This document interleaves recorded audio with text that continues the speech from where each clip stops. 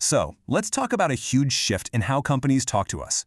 We've gone from a world where marketing was basically a megaphone, shouting one message at everyone, to a world where it's more like a magnet, designed to pull in exactly the right people with the perfect message. Let's dive in. You know that feeling, right? You're just thinking about getting some new running shoes, and then, boom, suddenly, ads for running shoes are following you all over the internet. Is it a coincidence? No way. It's the result of this massive evolution we're about to unpack. Okay, so to really get what's happening now, we've got to look back at how things used to be. Let's start with that big idea, the move from the megaphone to the magnet. Picture it. A few decades ago, marketing was simple. Companies would cook up one single ad for TV or the newspaper and just blast it out to millions of people all at once. It was a one-way street, just a loud shout hoping that someone, anyone, was paying attention. But here's the thing about the megaphone approach. It's a total shot in the dark.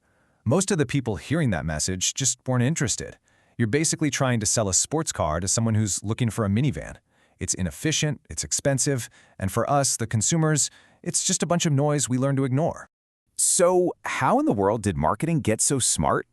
Well, that brings us to the technology that's kind of like the brains of this new magnetic approach. And it all boils down to one thing: information. At the absolute heart of this revolution is something called an information system.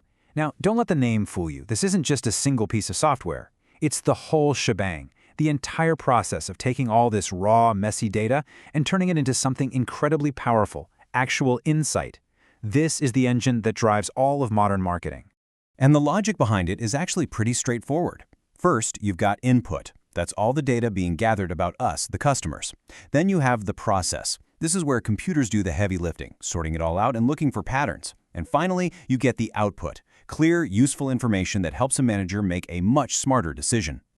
Now, one of the biggest and most important ways these systems are used in marketing is something called CRM. That's short for Customer Relationship Management. And really, it's a whole business strategy built on a pretty simple idea. If you want your company to succeed, you have to get really good at managing your customer relationships. And this right here, this is the core of it all. CRM completely throws out that old one-size-fits-all megaphone model. The whole thing is built on this revolutionary idea that every single customer is different, with their own unique needs and wants, and you know what? They should be treated that way. Okay, so we've got the brains, we understand the tech. Now let's look at the new playbook this all makes possible. What does this data-driven world of marketing actually look like when you're in it? I mean, when you put the old and the new ways side by side, it is like night and day. Let's really dig into just how much has changed. This table just lays it out so perfectly. In the old days, we, the customer, were just passive. We just sat there and took in the ads. But now, we're active co-producers. The whole view of the market has shifted from this giant generic mass market to what they call segments of one. And communication? Well, it went from a one-way shout to a two-way interactive conversation. It's a totally different relationship. And we see this stuff in action literally every single day. You know those website cookies? They're tracking what we browse to show us ads we might actually care about. Mass customization lets us design our own products, like how Dell totally changed the game by letting us build our own computers. And when you're on Amazon and it says, people who bought this also bought, yep, that's cross-selling, and it's all powered by data.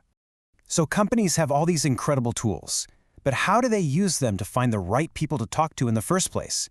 This brings us to the final, crucial piece of the puzzle, the strategy of finding your tribe. The idea behind segmentation is actually super simple. Instead of shouting at everyone, you slice the market up into these smaller, more manageable groups, or segments. This lets companies tailor their products and their messages specifically for each little tribe. And there are 4 main ways they do it. First up, you've got the most basic one, geographic segmentation. It's pretty much what it sounds like, grouping people based on where they live. A big hotel chain, for example, is going to design its hotels and its marketing very differently for downtown New York City versus a small town in Texas. Next is demographic segmentation, and this is probably the most common one. This is all about those objective, measurable facts about a person. Their age, gender, income, what they do for a living. A company might decide to target its new product specifically at women between 25 and 35 with a college degree. Now this is where it gets really interesting. Psychographic segmentation is all about the why behind what we buy. It's not about what you are, but who you are. We're talking lifestyle, personality, your core values. Think about how a car brand like Subaru markets to a totally different kind of person than, say, BMW. And finally, we have behavioral segmentation. This one is all about how you actually act. It groups people by how they interact with a product. Are you a super loyal customer who buys everything?